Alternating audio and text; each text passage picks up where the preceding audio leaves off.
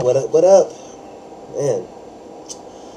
Even though Affliction trilogy was unfortunately canceled due to that of course chain of events sparked by Josh Barnett's positive drug test, I was still able to take part in some mixed martial arts action, not personally, but able to enjoy some mixed martial arts fight last night at Breaking Point here in my home state of Kansas. A lot of fighters from the gym I train at, they took part. There's a lot of great fights. It's like I think all but two of the guys there lost, maybe three or so, but good night of fights. Good times were had by all. A lot of alcohol was had by me. Not a whole lot, but more than I'm used to. But anyway, what are we doing? It got me really thinking. It's like one good thing about that, supporting a lot of guys, just really brought to mind what Chase says a lot before all his videos. When you support, sponsors and stuff like that, when you support, guys who make MMA apparel and things like that, you're really supporting the sport on all levels. It's like you're really helping out your local fighters. You're really helping out, even the guys at a higher level. It helps MMA all together. That's why I'm, supporting this. This is for, of course, sorry, John Bryant, aka Section 8. It's a really good shirt. I liked it. You may hate, but I liked it. I bought a couple more shirts there, and I got it from iWin Fightwear. They have a website, iwinfightwear.com. I think I'll probably put it up in my description. And they have some good products, and I encourage to look at that, but also to look in all your local sponsors, and check out your local fights. It's good entertainment for everybody. Mixed martial arts is a great sport. That's one thing it showed. It's a very enjoyable sport when it's done by anybody, not just in the UFC, not just in places like Affliction or on pay-per-view or the other. It's a good time for everybody. It was also a great turnout. Now, as far as I'm all for mixed martial arts or something, but I'm all for mixed martial arts orgs, everything like that. I don't really watch a whole lot because I'm a busy man. I catch what I can. You know what I'm saying? Affliction, I think they did a good job in the point that they gave a lot of meaningful fights and opportunities to the particular fighters. Vitor Belfort was clearly a huge winner in the Affliction, in the existence of Affliction. He raised his stock considerably with wins over Matt Lindland, of course, and that knockout win over Terry Martin. He has a bright future, and he's coming back to the UFC with a lot of hype, and a lot of momentum. He's going to take on a former middleweight champion, Rich Franklin. A win over Franklin, that does wonders for him at all, and that really just shoots him up and makes him a legitimate threat to Anderson Spider Silva.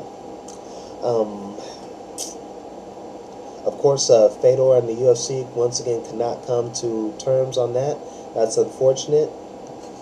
I don't agree with the whole co-promotion. I think that's a whole sham with M1 trying to pull over on UFC. But I respect, one thing I've always respected about Fedor is he's not the kind of guy that's going to sign a contract and bitch, later, like Randy Couture. But, he's going to make the decision he wants and live with it.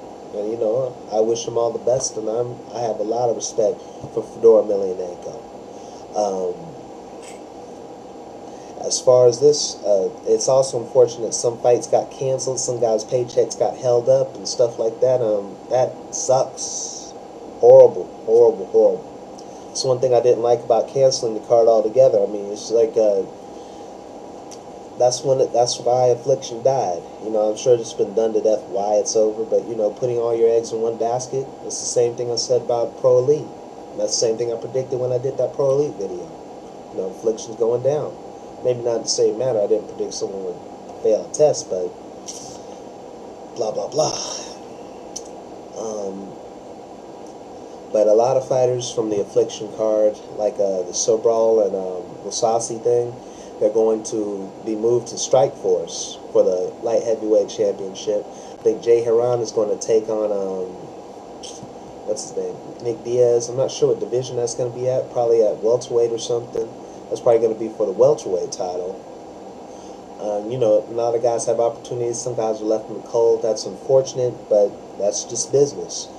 Um, Affliction will be returning to the UFC as a third-party sponsor.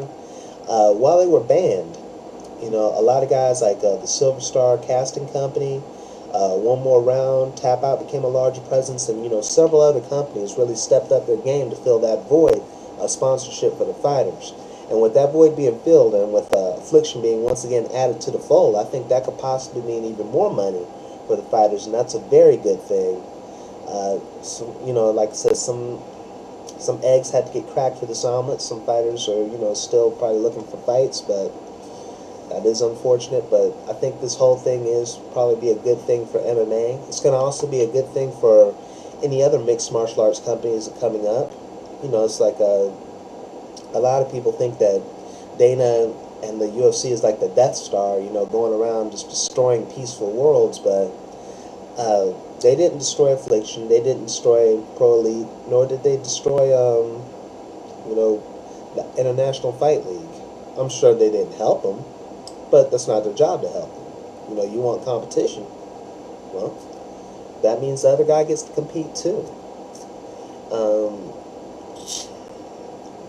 However, you know, I think we'll probably see less companies like Affliction and Pro Elite in the future, and we'll probably see more guys trying to copy we'll see more guys, less people are going to try to copy the UFC, and more people are going to try to copy the Strike Force. Start this out small and build from there, learn from there, you know, so you can make mistakes that you can live from.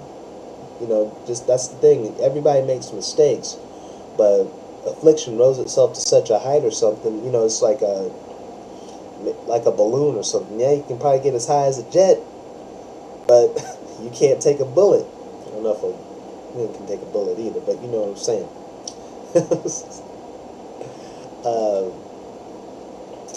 Moving right along or something. Like I said, mixed martial arts, it's a very beautiful sport. It has a bright future. Things are going so good right now.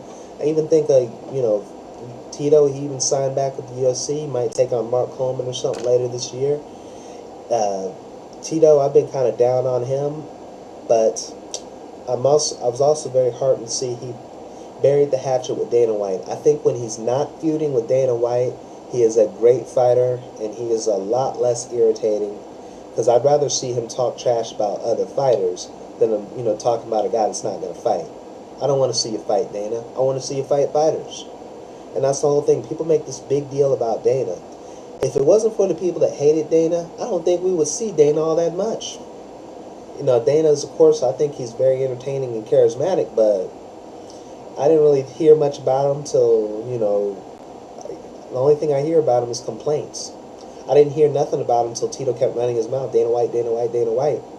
You know, before that, it's the background figure. Yeah, he was the boss, but now he's just, of course, the Ultimate Fighter, but who cares about that? I think as fans or something, we should support, you know, it's like I said before, we should support the fighters, support the local shows and everything going on, support the sport as a whole. That's what I got a better understanding of thanks to last night. And again, with the UFC, a lot of people are, you know, hating that, think it's an oppressive presence. I think the UFC is great because, as big as it is, whether you agree with it or not, this thing is shining a huge spotlight on the sport of mixed martial arts. It's sure, some people get mad at the Ultimate Fighting distinction, but to the best of my knowledge, Ultimate Fighting was around before the term, you know, mixed martial arts anyway. So when people are introduced to the sport, yeah, it's Ultimate Fighting, at least in the U.S. But as people tend to learn more about this sport, they certainly learn about the MMA, the prides, the afflictions, the all this and that.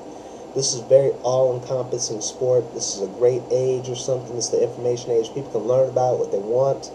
I'm sorry, I'm trying not to get tied up right here, trailing off right here. But let's just enjoy this, people. You know, of course, if you see something you don't agree with, we can talk about it. It's lovely.